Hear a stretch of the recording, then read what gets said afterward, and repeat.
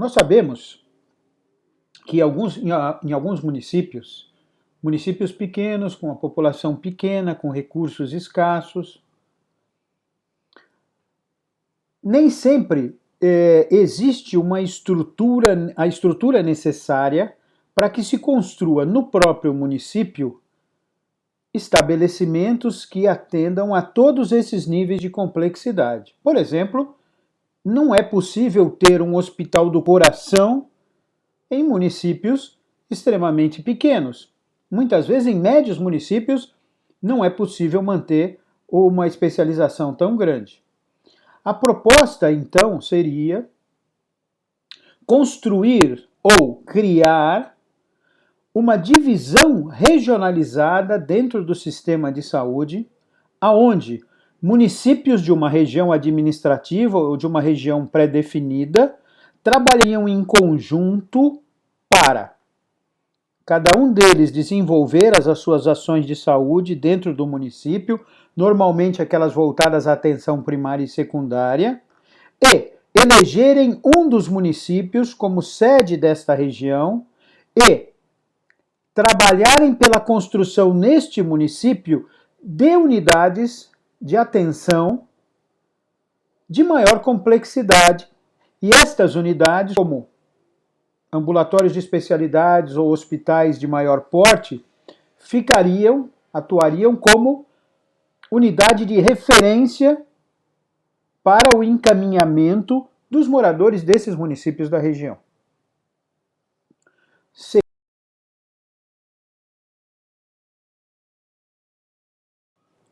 Nós já sabemos que o nosso sistema de saúde tem uma estrutura mista. Ele está subdividido em um subsistema público e num subsistema privado. E os serviços de saúde dentro do nosso sistema de saúde estão divididos em 3 categorias.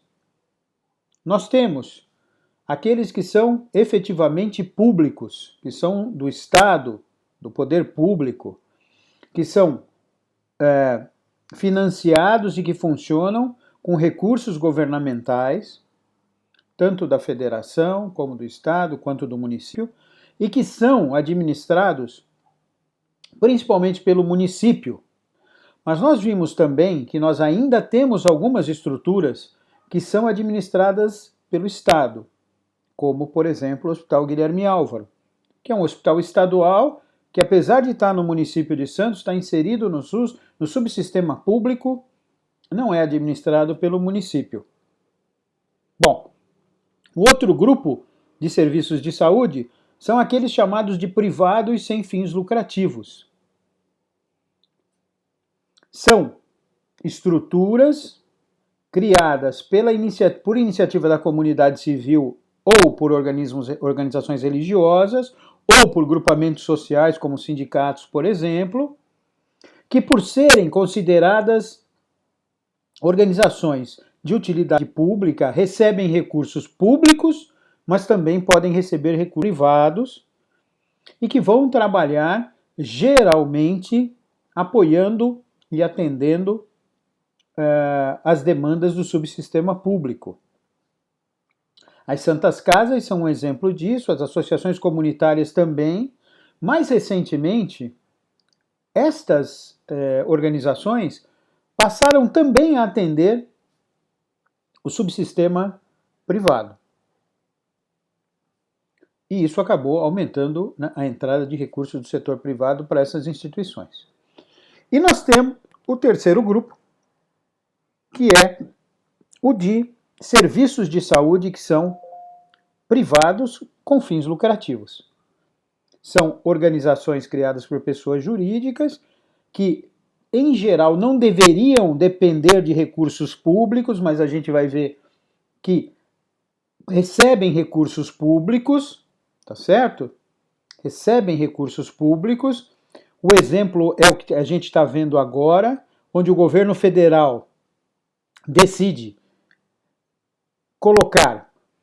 aumentar a receita investida no serviço público por causa da pandemia do coronavírus e destina recursos 3 vezes maiores para a iniciativa privada para atender os casos resultantes da pandemia do Covid-19. Ou seja, eles são entidades particulares com fins lucrativos, mas que não se furtam a receber recursos públicos quando querem.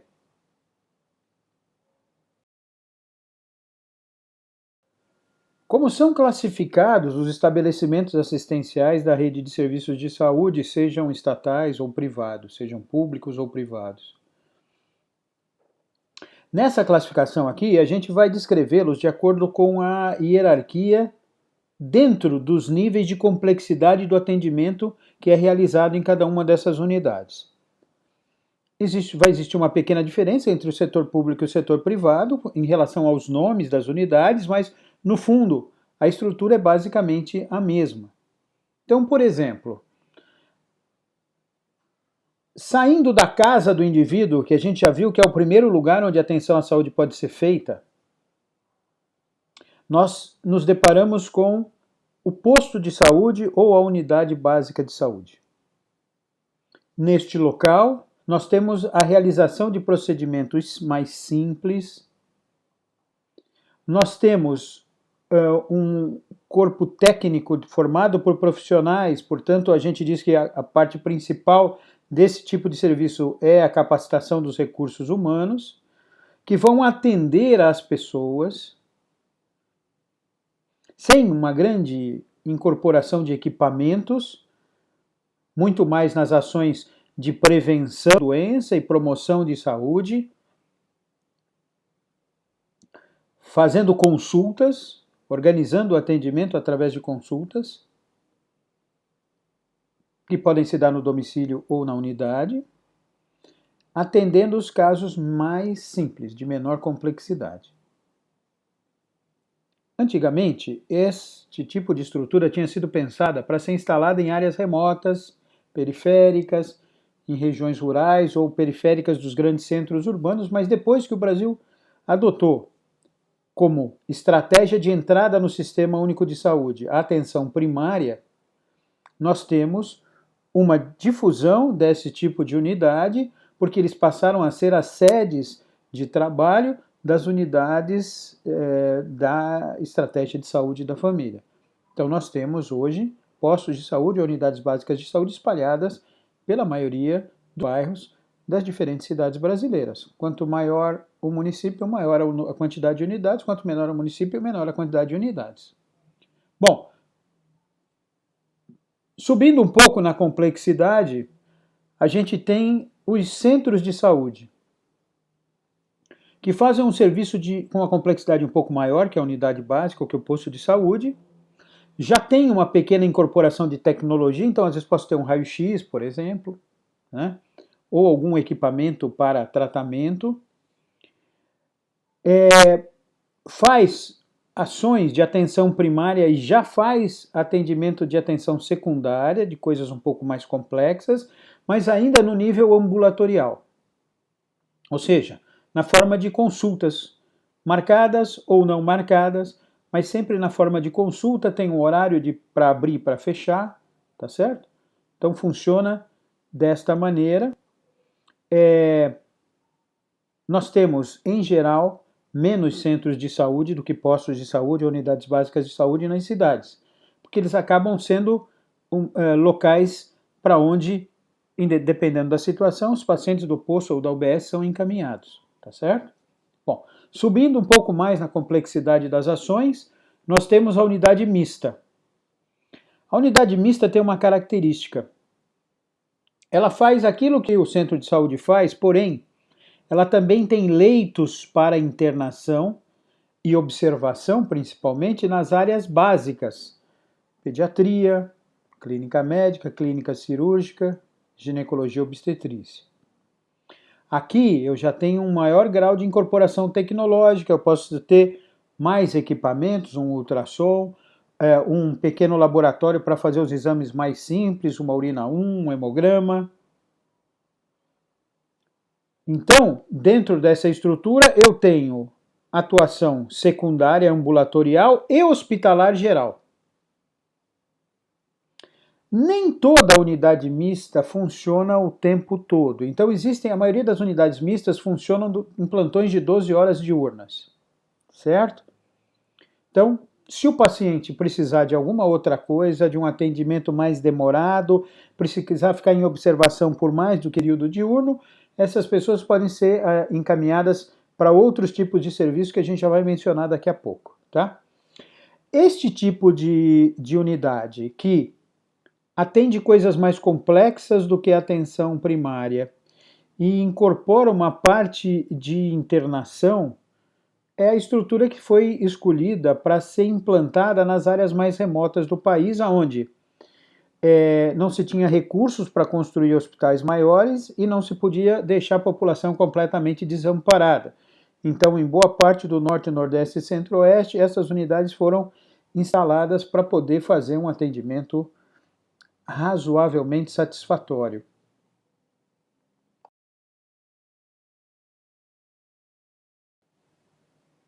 As policlínicas são um local de atendimento ambulatorial, mas extremamente especializado. Então aqui eu vou ter vários especialistas, além das áreas básicas, e vou atender casos de maior complexidade, mas casos de maior complexidade que possam ser atendidos na modalidade ambulatorial, porque aqui eu não vou ter internação, aqui eu vou ter só a consulta com especialista, tá certo? Qualquer problema mais grave, qualquer problema que demande observação ou internação, terá que ser repassado para uma unidade hospitalar, tá certo? São poucas essas unidades, mesmo nos centros urbanos, porque elas acabam sendo referência para as unidades que atendem problemas de menor complexidade. Normalmente fazem avaliações, reencaminham o paciente para a unidade de origem, fazem, na verdade, esse trabalho de tentar diagnosticar e dar um encaminhamento naquilo que os profissionais que atendem na atenção primária não conseguem diagnosticar ou tratar de maneira adequada.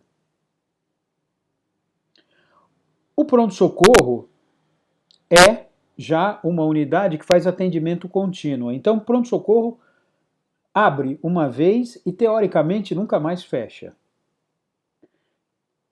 No pronto-socorro, eu tenho os atendimentos de urgência e emergência, eu tenho leitos para observação, então, teoricamente, eu não teria internação, mas eu teria pacientes que ficariam em observação por um determinado período de tempo e que, se precisassem de internação, precisariam ser encaminhados para os hospitais.